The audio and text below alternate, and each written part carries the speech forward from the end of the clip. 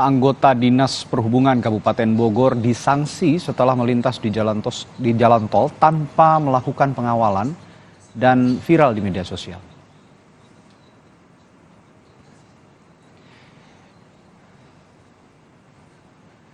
Dan inilah video saat dua petugas Dinas Perhubungan Kabupaten Bogor melaju di jalan tol. Di belakangnya nampak satu kendaraan berwarna putih sedang mengikuti. Kedua anggota ini ternyata tidak sedang melakukan pengawalan, melainkan baru kembali dari kawasan Cinere dan masuk ke tol Depok. Kini kedua anggota itu sudah disanksi atas tindakannya masuk tol pakai motor.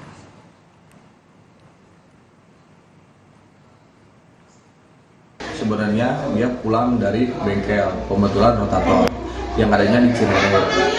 Nah, masuk ke tol Depok, keluar di Sentul. Itu tidak ada namanya pengawalan. Itu benar-benar murni kesalahan dari anggota kita. Jadi yang kita lakukan yaitu penindakan berupa penunjukan staf yang melakukan pelanggaran